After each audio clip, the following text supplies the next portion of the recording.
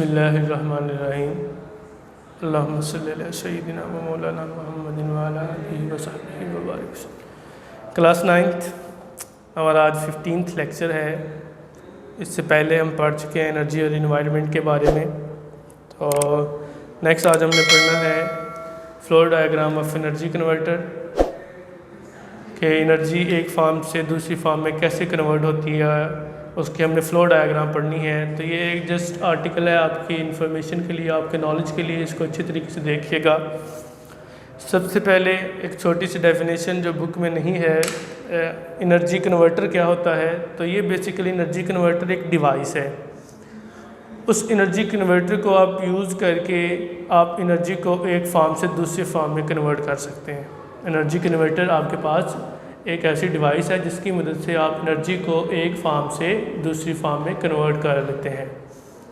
इसमें होता क्या है कि एक स्पेसिफिक पार्ट ऑफ एनर्जी जो एज ए इनपुट आप किसी भी डिवाइस को देते हैं, किसी भी चीज़ को देते हैं, वो उस स्पेसिफिक पार्ट ऑफ एनर्जी को यूटिलाइज़ करता है, उसको यूज़ करता है और उसको यूज़ करके जो भी काम आपको रिक्वायर है वो देता है। फॉर एग्ज़ाम्पल मैं आपको बात इसकी समझा देता हूँ। आपके पास एक ड्रिल मशीन है, आप ड्रिल मशीन को इलेक्ट्रिसिटी देते हैं एज ए इनपुट एक ख़ास हद तक, जितनी हद तक देते हैं वो आपको आगे कोई काम करके देता है। तो आपने उस डिवाइस को जो एनर्जी दी है, वो उस डिवाइस को एनर्जी देने के नतीजे में उसने एनर्जी को यूज़ किया और यूज़ करके आपको काम करके दिया। अब इसके अलावा कुछ और भी फॉर्म ऑफ एनर्जीज़ वहाँ पे क्रिएट होती हैं जो आपके इस्तेमाल में तो नहीं आ रही होती, लेकिन फिर वो क्या हो जाती हैं, वो डेसिपेट हो जाती हैं एनवायरनमेंट के अंदर। मैं इसकी एग्जांपल देता हूँ। जब वो ड्रिल आप चला रहे हैं, आप ड्रिल से मतलब आप उसको बेसिकली इनपुट क्या दे रहे हैं, इलेक्ट्रिसिटी। आप जब इनपुट उसको इलेक्ट्रिसिटी दे रहे हैं तो एक तो वो आपको वर्क डन, वो आपको काम करके दे रहा है, जो भी आपका रिक्वायर्ड काम है उस ड्रिल से कर रहे हैं वो करके दे रहा है। तो वो तो उस इलेक्ट्रिसिटी का एक पार्ट जो है उसने यूज़ कर लिया, किस लिए, ताकि वो आपका वर्क डन कर सके। अब वो जब मशीन चल रही है तो उसका शोर भी है, वो नॉइस भी प्रोड्यूस कर रही है, इट मीन साउंड एनर्जी भी वहाँ पर प्रोड्यूस हो रही है, तो वो डेसिपोट हो रही है एनवायरनमेंट के अंदर। अब देखें, गौर करें, और साथ आप देखेंगे ड्रिल को जब आप थोड़ी देर बाद हाथ लगाएंगे तो वो गर्म होगी, इट मीन कि वो हीट एनर्जी भी डेसिपेट कर रही है और वो भी किस में जा रही है, इन्वायरमेंट में। तो इसलिए मैं बता रहा हूँ कि आप जो एनर्जी इनपुट के तौर पे किसी भी सिस्टम को देते हैं, किसी भी डिवाइस को देते हैं, वो उस एनर्जी का एक हिस्सा तो यूज़फुल वर्क के अंदर कन्वर्ट कर देता है और जो कुछ हिस्सा बाकी एनर्जी का होता है उसको डेसिपेट कर देता है हीट एनर्जी की फॉर्म में, साउंड एनर्जी की फॉर्म में इन्वायरमेंट के अंदर।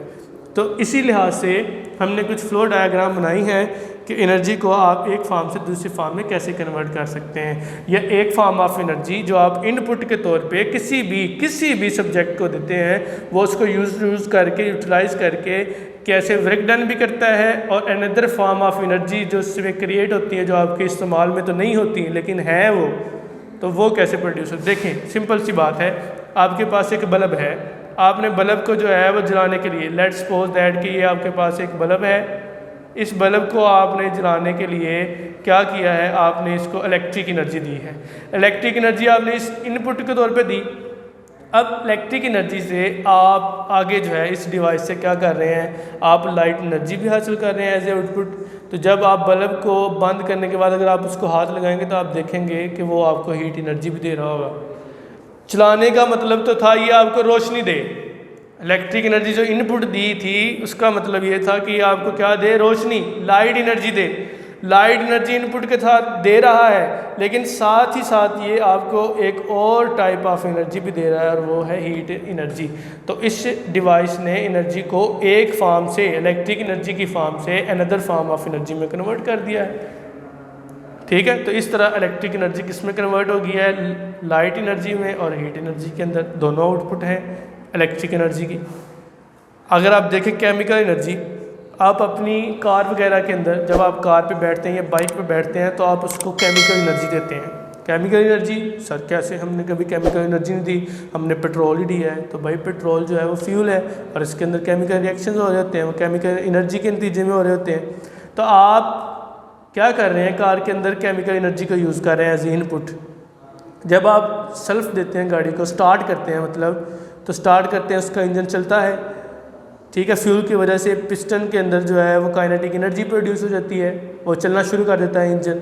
अब जब वो चलता है तो केमिकल एनर्जी जो है, अब चूँकि आपने इनपुट दी है तो केमिकल एनर्जी से आपको पता है थोड़ी देर बाद इंजन गर्म भी हो जाता है। तो इसका मतलब है कि वो हीट एनर्जी भी प्रोड्यूस कर रहा है, ठीक है। फ्यूल की वजह से हीट एनर्जी भी प्रोड्यूस हो रही है, और जब वो इंजन चलता है तो उसकी साउंड एनर्जी भी होती है, तो वो साउंड एनर्जी भी क्रिएट कर रहा है। तो देखें केमिकल एनर्जी करना क्या चाह रहे थे आप, सिर्फ बाइक को चलाना चाह रहे थे, कार को चलाना चाह रहे थे, वर्क डन लेना चाह रहे थे ताकि ऑब्जेक्ट मूव करे, ताकि आपकी कार मूव करे। मूव तो वो करेगी ही, लेकिन साथ वो अनदर फॉर्म ऑफ एनर्जी भी क्रिएट करेगी, और वो in the form of heat energy होगी और साउंड एनर्जी होगी। तो इस तरह एनर्जी एक फॉर्म से दूसरी फॉर्म में कन्वर्ट हो रही है, लेकिन साथ वो कुछ वो फॉर्म ऑफ एनर्जी भी क्रिएट कर रही है जो आपके इस्तेमाल में तो नहीं है, फिर वो किस में जा रही है, वो डेसिपेट हो रही है इन्वायरमेंट के अंदर। आपने क्या करना था, आपने वर्क डन लेना था, आपने उसको चलाना था, ऑब्जेक्ट को मूव करवाना था। वो मूव तो कर ही रहा है, लेकिन साथ में अनदर फॉर्म ऑफ एनर्जी भी क्रिएट कर रहा है, और वो भी आउटपुट के तौर पे आपके पास है।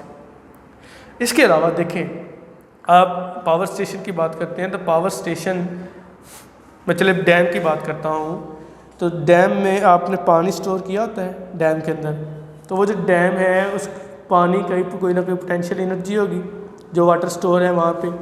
आप उस पोटेंशियल एनर्जी को इनपुट के तौर पे इस्तेमाल करें। जब वो पोटेंशियल एनर्जी को आप इनपुट के तौर पे इस्तेमाल कर रहे हैं तो वो जब चलेगा पानी तो उनके चलने की वजह से, फ्लो ऑफ वाटर की वजह से काइनेटिक एनर्जी भी होगी।